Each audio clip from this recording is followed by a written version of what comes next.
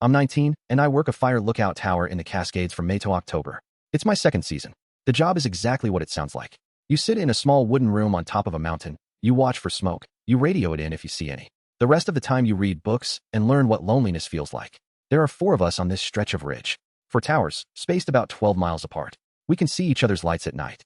We talk on the radio at 6 p.m. every day for a check-in. That's the only voice contact we get most days. Tower 3 is run by a woman named June. She is 68 years old. She has been doing this for 31 summers. She knew my tower's previous lookout, who recommended me for the job when he retired last year. June is, by reputation, the best spotter in the region. She has called in fires from smoke plumes the size of a thumbnail at 22 miles.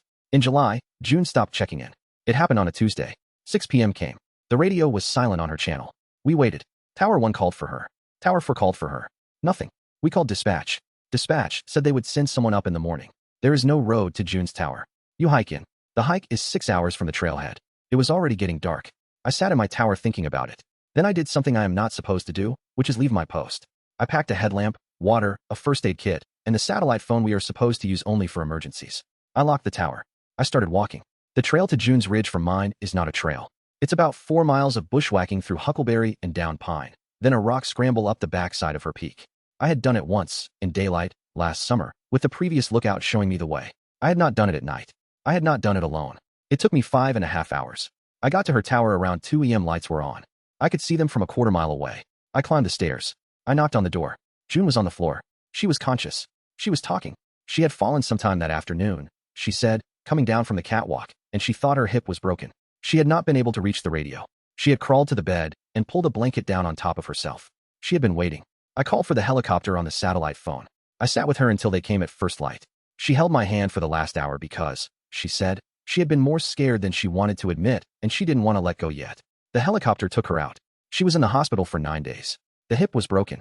She is 70 years old next month, and the doctors told her she should not go back to the tower. She went back to the tower. She came back for August. She had a metal walker now, and her son had to drive her to the trailhead, and a Forest Service mule team had to pack her up the last 6 miles. But she came back. She finished the season.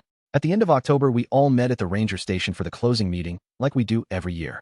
June stood up to speak. She had not told anyone she was going to. She said, "I want to tell you what Eli did in July." She told the whole room. She told them about the 4-mile bushwhack at night. She told them about the satellite phone. She told them I had brought her a granola bar and a bottle of water and held her hand. She said, "You don't usually get a chance to thank somebody in front of the right people. So I'm doing it now." The Forest Service supervisor wrote a letter for my file. I got a small commendation. None of that mattered as much as June standing up in that room. I'm going back next May. June is too. We have already worked out the logistics with the mule team.